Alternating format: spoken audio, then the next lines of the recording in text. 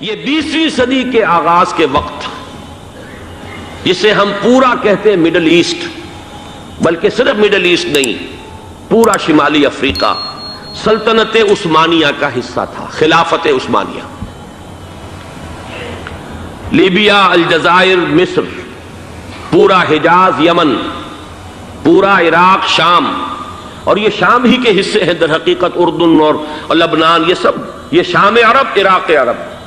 یہ پورا علاقہ خلافت عثمانیہ یہ اس کا حصہ تھا۔ پہلی جنگ عظیم میں انگریزوں نے عربوں کو بغاوت پر آمادہ کیا، غداری پر آمادہ کیا، انہوں نے خلافت عثمانیہ کے خلاف بغاوت کی، بیج بوئے ان کے دلوں کے اندر نفرت کے، ابھارا انہیں، تم ترکوں کے غلام کیوں ہو، تمہیں خود حاکم ہونا چاہیے،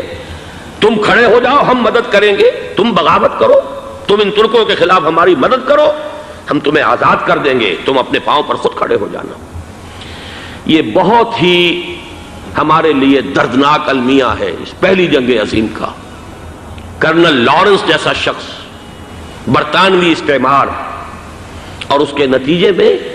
عربوں نے بغاوت کی۔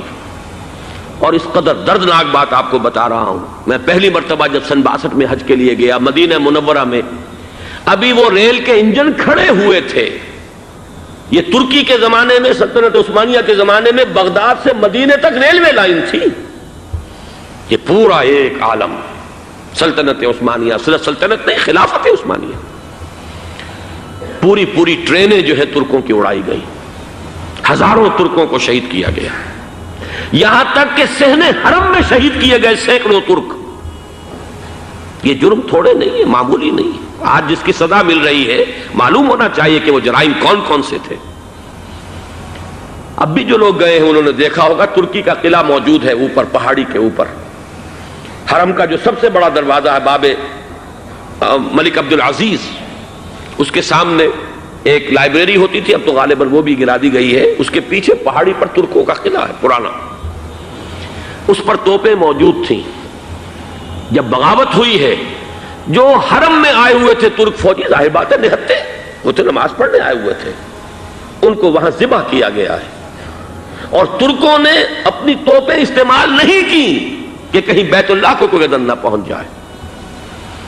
بہرحال یہ غداری ہوئی ہے پہلی جنگ عظیم کے دوران، اور نہ صرف ترکوں پہ عربوں نے کی ہے۔ جیسا کہ میں نے کہا تھا، دو ہیں سب سے بڑے مجرم روئے ارضی کے اوپر امت مسلمہ کے طبقات۔ ہمارا پنجابی سپاہی بھی جا کر انگریزوں کی مدد کر کے ایلن بی کو قبضہ جو لے کر دیا بغداد کا، اس میں ہمارے مسلمان پنجابی سپاہی بھی شامل تھے۔ یہ خون چکاں باب ہے ہماری تاریخ کا اس صدی کا۔ لیکن اس کے بعد سلطنت عثمانیہ کے ٹکڑے ہو گئے، چیتھڑے ہو گئے۔ ایک انگریز نے لکھا ہے یہ جملہ، ذہن میں بجھا ہوا جملہ، کہ تاریخ میں یہ بات ثبت ہو جائے گی کہ ایک انگریز نے اس سلطنت کے ٹکڑے کر دیے کہ جو عمر فاروق نے قائم کی تھی رضی اللہ تعالی عنہ۔ یہ پورا عالم، یہ تمام علاقہ کس نے فتح کیا تھا؟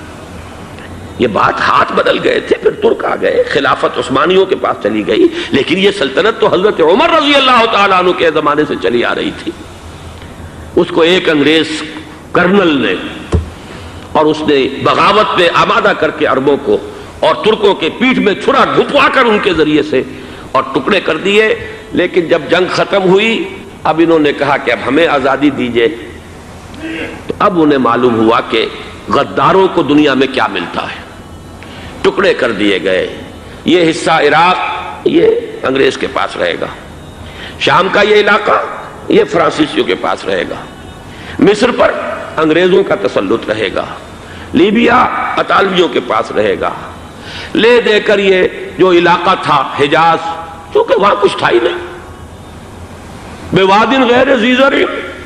یہ عربوں کے پاس چھوڑ دیا گیا۔ اس وقت جو بادشاہ ہیں شاہ حسین اردن کے، ان کے دادا سب سے بڑے غدار وہی تھے، لہذا ان کو اس علاقے کی بادشاہت دے دی گئی۔ اس کے بعد نجد سے ایک تحریک اٹھی ہے، وہ سعودی جو خاندان ہے وہ نجد سے اٹھا ہے۔ نجد میں اس وقت کچھ بھی نہیں تھا، وہ تو صرف ریت کے تودے تھے اور کچھ بھی نہیں، لہذا ادھر کسی استعماری قوت کو دیکھنے کی ضرورت ہی نہیں تھی۔ وہ تو بعد میں تیل برآمد ہوا اور اس کی حیثیت ہو گئی، اور یہ امارات کا علاقہ جو ہے اس کی دنیا میں اب گویا کہ یوں سمجھیے کہ جو سب سے زیادہ اہم علاقے ہو سکتے ہیں روئے ارضی کے نقشے پر، ان میں سے ایک وہ ہو گیا، لیکن یہ اس وقت کی بات میں کر رہا ہوں، کوئی حیثیت نہیں تھی، لہذا اس کو چھوڑ دیا گیا۔ یہ ہے تاریخی پس منظر، یہ لکیریں جو کھینچی گئی ہیں، یہ ایک ملت اسلامیہ کو جو قومیتوں میں تقسیم کیا گیا، پھر نعرے لگوائے گئے المصر للمصریین الشام للشامیین۔ اب شامی ایک علیحدہ قوم ہو چکے ہیں، مصری ایک علیحدہ قوم ہو چکے ہیں، عراقی ایک علیحدہ قوم ہو چکے ہیں۔ یہ ساری تقسیمیں استعمار کی پیدا کرنا ہے، اس کا کوئی تعلق اسلام کے ساتھ نہیں۔ اب ضرورت تو اس بات کی تھی کہ استعمار کے پنجے جب یہاں سے کچھ ہٹے، دوسری جنگ عظیم کے بعد ایک دور آیا، امریکہ ابھرا ہے دنیا کی عالمی سطح پر سیاست میں، اس کے ہاں کچھ آزادی کے تصورات تھے، اس نے بھی سپورٹ کیا۔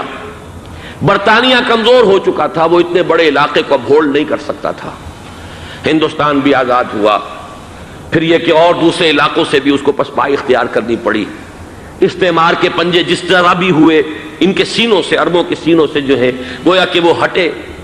لیکن امریکہ نے ایک اپنی بہت بڑی حکمت عملی جو اختیار کی، عالم عرب کے سینے میں اسرائیل کا خنجر پیوست کر دیا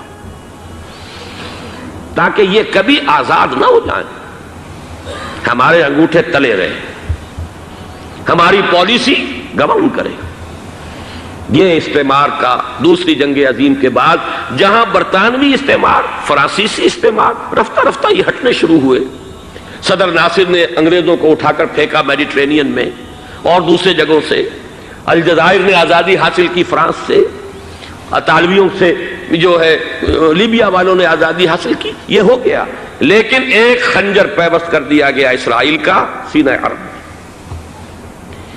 اس صورتحال میں ظاہر بات ہے کہ ایک تو بڑی آئیڈیل پوزیشن تھی کہ پورا عالم اسلام متحد ہو، لیکن وہ تو بہت دور کا خواب معلوم ہوتا ہے۔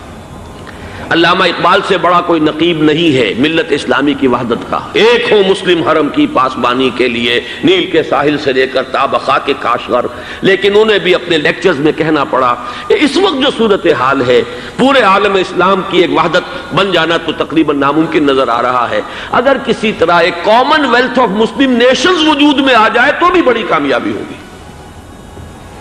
لیکن اس سے بھی پہلے یہ تو زیادہ آسان تھا کہ عالم عرب ایک وحدت کی شکل اختیار کر لے۔ یہ تو ایک قوم ہے، اکثر و بیشتر ایک نسل یا زیادہ دو نسلیں کہہ دیجئے، شمالی افریقہ میں بربر نسل بھی ہے، باقی تو سب عرب ہے۔ یہ پورا عالم ایک نسل، ایک زبان، پورے اتنے رقبے کے اوپر بولے جانے والی ایک زبان، یہ تو ایک ہو جائے۔ افسوس یہ ہے کہ اس کا ایک ہو جانا، ایک شخصیت ابھری تھی جو مذہبی مزاج کی شخصیت تھی، جو دینی مزاج کی حامل شخصیت تھی، اگر اس کی قیادت میں عالم عرب متحد ہو جاتا تو واقعتاً ایک بہت بڑا جو ہے مرحلہ وہ طے ہو جاتا پوری عالمی ملت اسلامیہ کی ایک وحدت اختیار کرنے کا۔ وہ شخصیت تھی شاہ فیصل شہید کی، اور اس لفظ کے ساتھ ہی آپ کے ذہن میں آ گیا ہوگا کیوں انہیں شہید کر دیا گیا، کس نے کیا کرایا، کہاں سے تعلیم حاصل کر کے آیا تھا وہ جس نے شہید کیا شاہ فیصل شہید کو، اس کی گردن پر کون سوار تھی، وہ یہودی لڑکی کے جس کے فوٹو بھی شائع ہوئے، ایک گردن پر اٹھائے کھڑا ہوا شہزادہ اپنی ایک یہودی دوست کو، لڑکی کو، اور وہی ہے کہ جس نے جا کر پستول سے شہید کیا ہے۔ جان میں اچھی طرح جان لیجئے، جیسے بارہا میں نے عرض کیا ہے کہ حضرت عمر کو شہید کرنے والا کہنے کو ابو لولو فیروز تھا، لیکن اس کے پیچھے پورا ایرانی نسل پرستی کا جو پورا پس منظر ہے، اسے تو ہر شخص جس کی ذرا بھی نگاہ جو ہے جو صرف منظر کو نہ دیکھ رہی ہو پس منظر کو بھی دیکھنے والی ہو، وہ تو جان لے گی کہ ابو لولو فیروز ایک فرد کا نام نہیں تھا، وہ ایران کا انتقام تھا عالم عرب سے۔ بالکل اسی طریقے سے یہ امریکی استعمار کا ہتھ کنڈا تھا، اسے محسوس ہوا۔ شاہ فیصل مذہبی مزاج کا شخص یہ ابھر رہا ہے، اور یہ شاہ فیصل کی حکمت عملی کا ذرا آپ اندازہ کیجئے۔ لاہور میں سمٹ کانفرنس ہوئی، اس میں وہ آئے، سب سے ٹاورنگ پرسنالٹی پورے اس وقت عالم اسلام کے اندر شاہ فیصل کی تھی، اور وہ گویا کہ ایک بہت ہی جس کو کہا جائے کہ ایک بہت ایلڈرلی، ایک بزرگانہ ایک شخصیت جو ہے، اور انہوں نے اپنے دولت کے دروازے، عرب میں وہ مشہور تھے کہ نہایت خسیس اور بخیل انسان ہے، اس لیے کہ وہاں وہ خرچ کرتے تھے حساب کتاب کے ساتھ،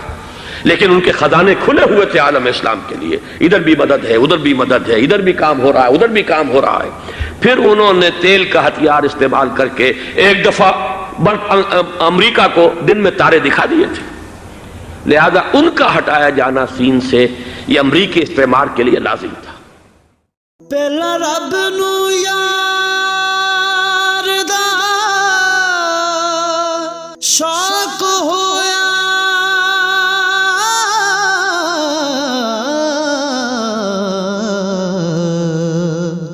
نبی پاک دا کرن جمال مائیں آیا وہی لے کے ہویا ترت حاضر، تے لیا یار نے یار نو پھال